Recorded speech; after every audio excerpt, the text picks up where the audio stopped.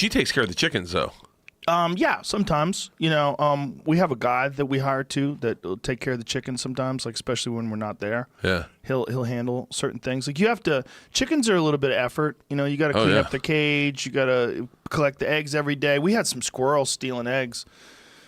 We had a real issue with that. I got a squirrel that I have to hose out of our chicken coop. Yeah, well, Marshall took care of that. Marshall fucks up squirrels, dude. Marshall is the sweetest dog of all time, unless you're a squirrel. Then he's the devil. I mean, I never seen a dog so determined to kill a squirrel. It's crazy.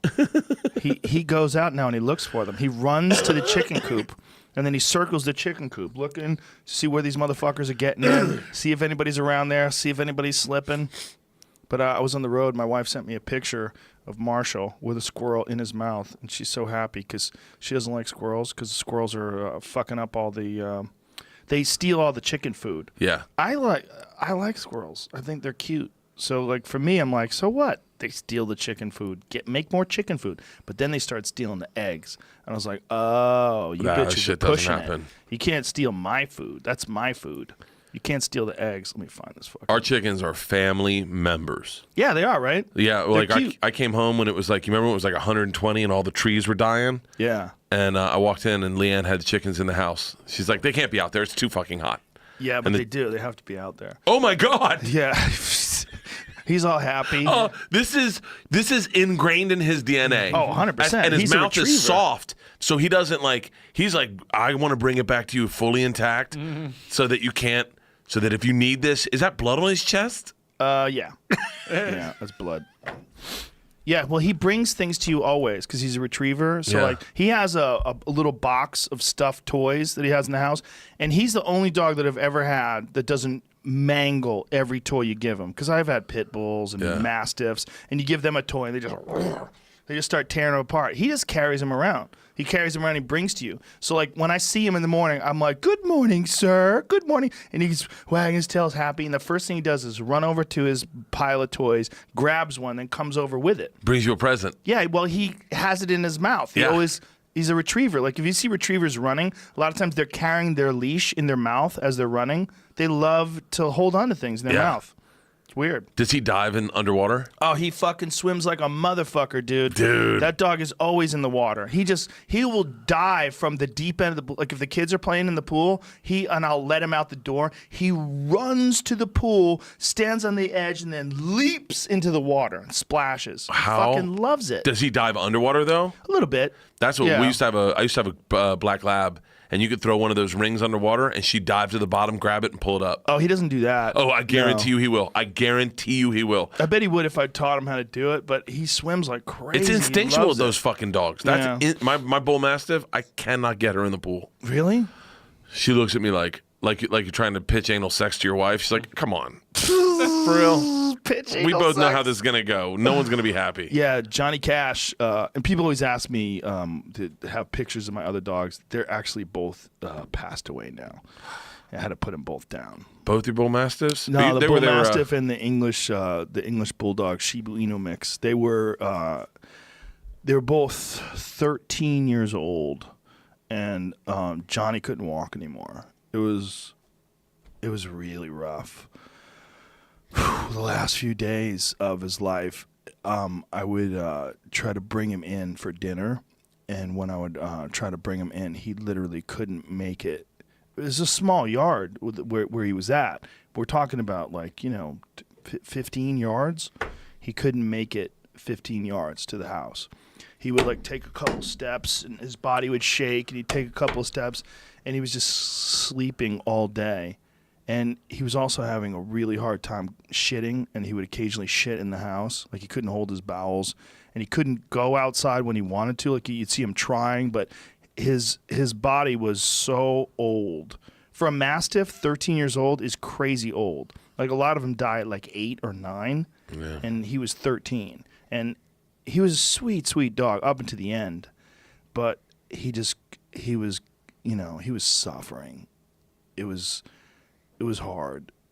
It's hard when you know them when they're a puppy, and then 10 years later, you're kind of the same, and they're not, man. They're gone. It's like I think about that with Marshall because he's only a year and a half, and he's so full of life, and he's so fun. He's so silly and playful and happy.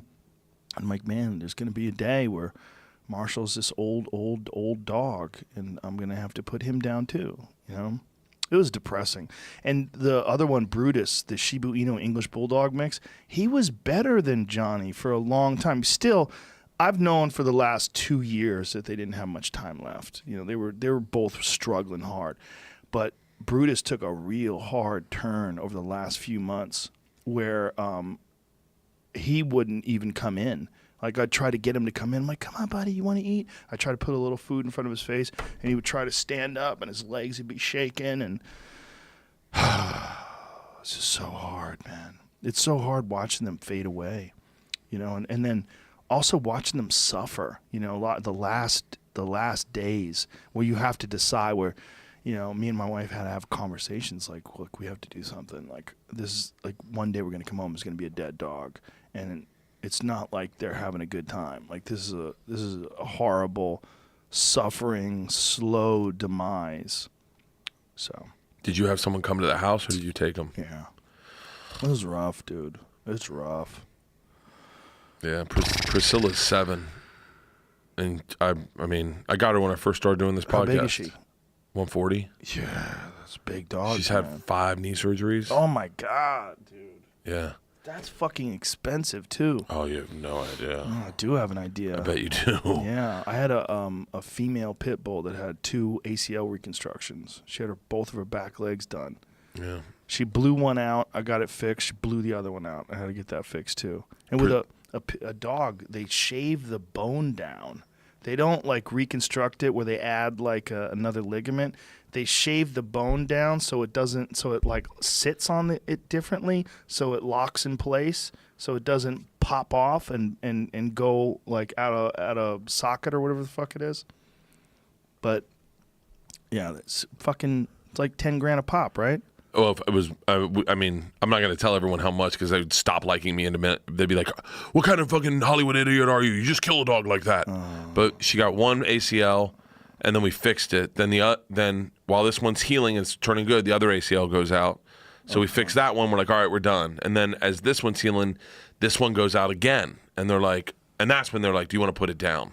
And I'm like, no, man. I'm fucking, it was like $5 grand a pop, I think. And then it even adds up more because then they're like, we should keep her here while she's healing to do it. And then feed her diamonds. Yeah. And then they realize as they're doing this one that something's wrong with her kneecap. Oh, and then they realize she's got, it's overbreeding in her breed, that her kneecaps are bad. So they fix this one, replace both her kneecaps, and then one more goes out. And they're like, all right.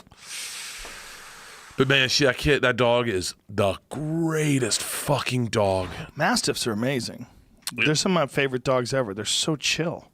Dude, the sweetest dog, like gets up in bed with you in the morning and just puts her face right up on you and just does one of those big cow breaths, like, and you're like, oh, I'm here. They're so relaxed too. They're just a different kind of dog.